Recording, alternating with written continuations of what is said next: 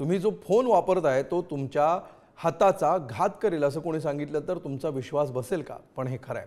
फोनचा सतत वापर केला तर तुमची करंगळी वाकडी होऊ शकते, ज्याला स्मार्टफोन पिंकी सिंड्रोम म्हणतात. तर हा प्रकार नेमका काय आहे जाणून घेऊया या रिपोर्टमधून.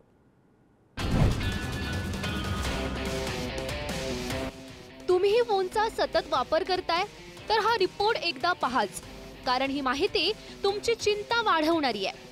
आधुनिक जगात स्मार्टफोनचा वापर करणं हे जवळपास प्रत्येक व्यक्तीच्या जीवनाचा भाग बनलाय. एखादी व्यक्ती दररोज स्मार्टफोनवर सरासरी 5 तासांपेक्षा जास्त वेळ घालवते. स्मार्टफोनचा सतत वापर केल्यामुळे करंगळी वाकडी झाल्याची तक्रार करणाऱ्यांची संख्या सुद्धा वाढली आहे.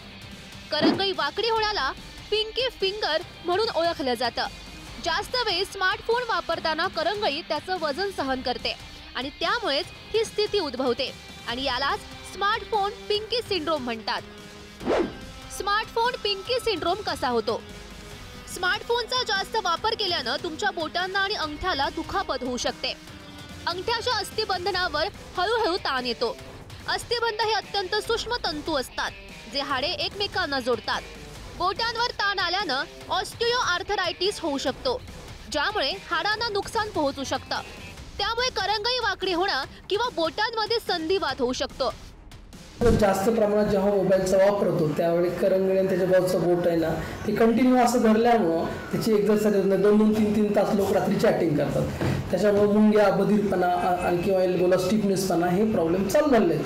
त्यासाठी नागरिकांनी हाताची एक्झरसाइज रेग्युलर करणे, मोबाईल फोन कमीत कमी वापर करणे, रात्रीची त्यातल्या चॅटिंग ती पूर्णपणे टाळावी. सतत फोन वापरला तर ते लहान म्हणजे करंगळी जी आहे किंवा पिंकी फिंगर हे वाकडं होऊ शकतो किंवा त्याच्यामध्ये सेन्सेशन येणं किंवा नमनेस होणं किंवा टिंगलिंग म्हणजे मुंग्या येण्यासारखा प्रकार होऊ शकतो. त्याच्यानंतर ट्रिगर फिंगर म्हणून एक प्रकार असतो.